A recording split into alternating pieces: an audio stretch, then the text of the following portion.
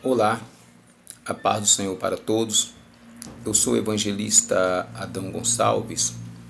Meus irmãos e minhas irmãs, eu quero nesse momento compartilhar convosco uma reflexão dentro das Sagradas Escrituras, a Palavra de Deus. Neste momento oportuno, eu quero vos falar sobre a eficácia da cruz. Quero falar sobre as beneficências concedidas através do sacrifício de Cristo na cruz. Nós sabemos, meus irmãos, que a mensagem da cruz ela tem sido excluída dos púlpitos de algumas igrejas. E a mensagem da cruz também tem sido excluída dos esboços de alguns pregadores. Quando, na verdade, isso é uma grande negligência, por quê? Porque nós precisamos expor em clara evidência a mensagem acerca da redenção, acerca da salvação através do sacrifício de Cristo. E quando nós olhamos para a eficácia, quando nós olhamos para as bênçãos concedidas através da cruz, nós percebemos que o sacrifício de Cristo nos proporciona ou nos proporcionou o perdão e a justificação diante do Pai. A Bíblia diz que o salário do pecado é a morte. Então, nós que estávamos andando pelo curso desse mundo, nós alcançamos o perdão dos nossos pecados através do sangue de Cristo derramado na cruz do Calvário. E fomos justificados diante de Deus. Outra bênção maravilhosa que nós não podemos esquecer, que nós alcançamos através do sacrifício de Cristo na cruz, foi a aproximação da presença de Deus.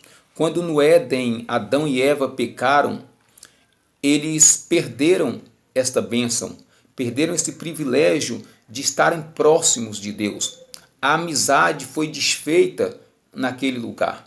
E a Bíblia diz que agora todos pecaram e afastados estão da glória de Deus. E o apóstolo Paulo, escrevendo aos Efésios, capítulo 2, versículo 12 e 13 a seguir, ele vai falar sobre a aproximação, sobre a amizade, porque Paulo vai dizer que a parede da inimizade, que nós entendemos como véu da separação, que dividia, que separava o homem de Deus, os gentios da presença de Deus, agora aquela parede foi demolida. Você vê que quando Cristo expira na cruz, o véu se rasga de alto para baixo, dando-nos acesso à presença de Deus. O escritor aos Hebreus vai dizer que nós não temos um sumo sacerdote que não possa se compadecer das nossas fraquezas, mas temos um que, como nós, em tudo foi tentado e que nós temos agora o privilégio de chegarmos com ousadia no trono da graça, a fim de alcançarmos graça, misericórdia e sermos ajudados em tempo oportuno. Meus queridos e amados irmãos, quando nós observamos essa verdade, que a cruz, na cruz, o sangue de Cristo derramado perdoou os nossos pecados. O sangue de Cristo, o sacrifício de Cristo nos justificou diante do Pai. O sacrifício de Cristo nos aproximou da presença do Pai. Isso é de comover o nosso coração. Isso é de contristar o nosso coração quando olhamos para o mundo lá fora, quando olhamos para as pessoas lá fora que estão atoladas ou aprofundadas no lamaçal de pecados. São vidas que aos olhos de uma grande parte das igrejas não estão sendo vistas como almas amadas pelo Senhor.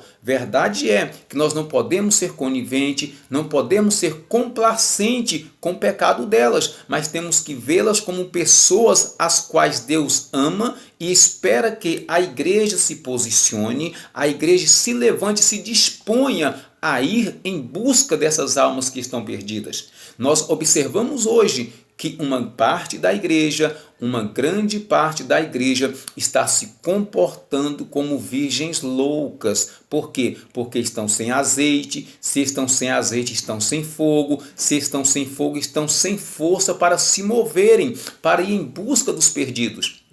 Nós vivemos hoje um período de egocentrismo. As pessoas estão centradas em si. Estão preocupadas com a sua casa, preocupadas com o seu carro, preocupado com a sua roupa, preocupado com o seu estudo, preocupado com o seu trabalho apenas. E estão esquecendo que também precisam preocupar com as almas que estão perecendo. Estamos vivendo um momento crítico, um momento em que nós observamos que as almas estão se expondo. As almas estão explicitamente se expondo de forma gritante, mostrando para nós a necessidade que elas estão de conhecer a verdade, a sede que elas têm pela presença de Deus, a necessidade que elas têm de conhecerem a verdade para que elas sejam libertas das garras do adversário. Observe que Deus, que na cruz, Cristo, Ele perdoa, Ele ama todas as pessoas sem fazer distinção do tipo de pecado que ela tenha praticado ou que ela esteja praticando. O que Cristo quer é que todos se arrependam e venham ao conhecimento da verdade. Mas como vão conhecer se a igreja não se posicionar, se a igreja não se levantar e ir até essas almas? Ir em busca desses perdidos. Porque a Bíblia escrita está: o Filho do Homem veio buscar e salvar o que se havia perdido. Jesus disse: os sãos não precisam de médicos, e sim os doentes. Meus queridos e amados, é tempo de reflexão. É tempo de nós olharmos para onde Jesus nos tirou. De onde Ele nos tirou? Do mesmo lugar onde há muitas pessoas aprofundadas, das quais Ele também quer tirar. Será que vai ser necessário que Deus venha sacudir a nação brasileira? Será que vai ser necessário que Deus venha sacudir a igreja para ver se haja um despertamento? Para passarem a olhar para as almas? Passar a priorizar as almas? Hoje nós vemos muitas pessoas sábias, intelectas, pessoas inteligentes, que querem se sobressair diante das demais pessoas. E a minha Bíblia, a sua Bíblia, escrito está: sábio é aquele que ganha almas. Ok? Sábio é aqueles que ganham almas. Hoje nós vemos, brigam por posição na igreja, brigam para presidir convenções, brigam por causa disso e por causa daquilo, mas poucos brigam pelas almas. É tempo de despertamento. Pouco tempo nos resta sobre a face da terra. Aproveitemos o tempo que se chama hoje e vamos buscar os perdidos, porque para isso Cristo nos salvou, para levar a verdade e libertação aos cativos. Deus esteja com todos. Deixo-vos o meu abraço e a paz do Senhor Jesus permaneça nos vossos corações.